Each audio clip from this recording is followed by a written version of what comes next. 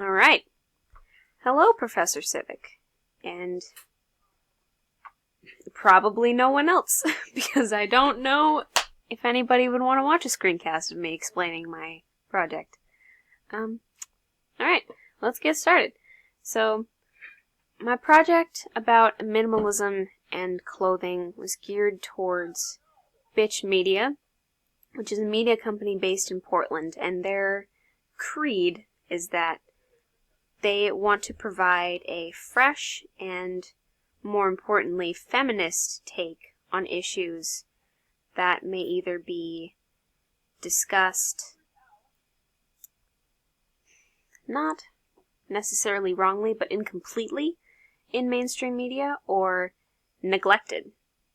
So I geared my project towards that company as I wanted that company to be my audience, because I've noticed that mainstream media tend to paint this picture of minimalism that is not necessarily correct. Minimalism is not a one-size-fits-all or even one-size-fits-most kind of lifestyle, and the mainstream media kind of paint it as that, like the completely white house and black and white wardrobe, and according to the mainstream media, there are two types of minimalists: the monochromatic wardrobe, White House people, and the people who put everything in a backpack and wear no shoes and travel the world.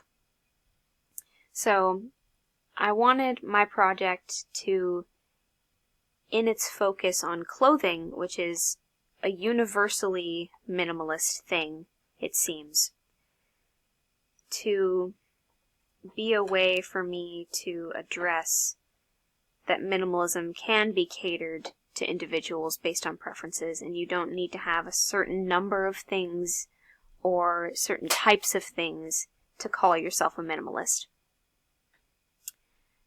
In terms of how Bitch Media would get access to my project, it would be easiest to just circulate the link, because everything that is professional-ish and should be shown to anybody in the media sphere is on this site.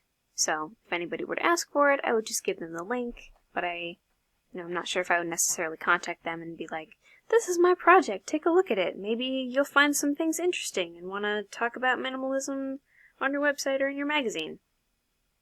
So that would be addressed if this were to actually happen. Alright, moving on. First page is my homepage.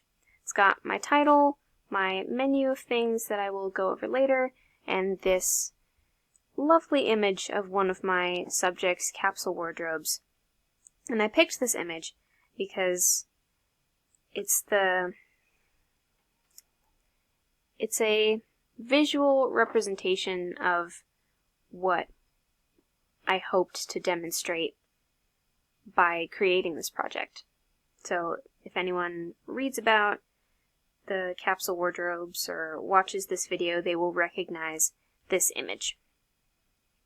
And then further down, if it will let me scroll, thank you, computer, I talk about Marie Kondo's The Life-Changing Magic of Tidying Up, and then I weave that into what minimalism means according to the minimalists. I have this quote here: minimalism is a tool to rid yourself of life success in favor of focusing on what's important so you can find happiness, fulfillment, and freedom. So general minimalism things, and then I talk about what minimalism means for clothes, tie it back to Marie Kondo, and then I explain what I have done in a few sentences, and this goes back to the menu that I'll show you in a second. And then I talk about journalism, and that is it for the About/homepage.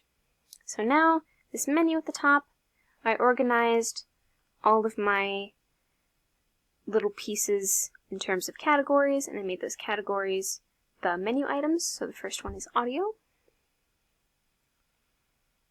And here I have the same image with a different title. What is minimalism and why does it matter? And then a little bit about what I did, and then this 11-minute piece in which I talked to Professor Winkenweeder of the art department and Professor Summers of the economics department about what minimalism is and what it could mean in the real world in general, and for Professor Summers, economics. So I talked to Winkenweeder first, and that's about half of it, and I have some voiceover that explains some economic terms, and then I go into Summers' bit, and that's all. Next part, capsule wardrobes. This is the video, same image again, then field students try capsule wardrobes. And here I start with some text that explains what a capsule wardrobe is. I talk about how many items it should be, how long you should have it, and this is flexible too, like every other aspect of minimalist fashion. How do you make one? I talk about how you declutter. That's the word everybody likes to use. And then after you declutter, you, in many cases, when you have completed your capsule wardrobe and worn it for a couple weeks, you discover that you're missing some pieces because you didn't wear the pieces that you got rid of, but you find out that, oh, I need a black t-shirt or something. So then you get to go shopping, but you still have to think about wearing things that go together. And then here I have my video, which I will not show you because it is long, and it's 2 students experimenting with capsule wardrobes for 2 weeks. And I start the video with, let me see. You won't be able to hear it, but you don't have to. So, beep, beep, beep, beep. 2 weeks. 10 tops. 4 bottoms. 3 pairs of shoes. 2 jackets. 3 accessories. 1 optional vest or formal outfit. And then it goes on, and I have 3 I filmed on 3 different days. So it's not broken up into segments like that. It's broken up by questions, like how do you feel about it? What are you struggling with as time goes on? So it progresses in time, but it's not like, this is the day that it goes. So that is that. And then the last part is my data tab. And this is where I put all of my findings from the Bureau of Labor Statistics. I made an infographic. I explain the economics behind the data and how inflation affects these values. And then I have 2 from the same source here, so I use the same colors.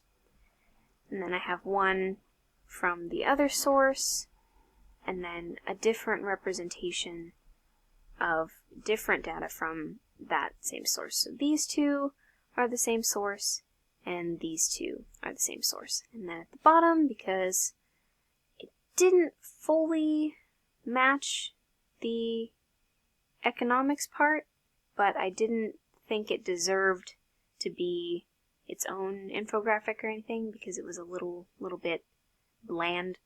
I put a word cloud from that survey that I did on Google Forms, I think it's called. Yeah, Google Forms.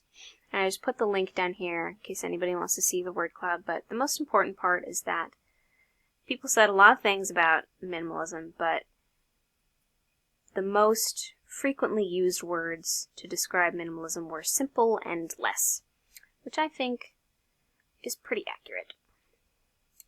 So there you have it.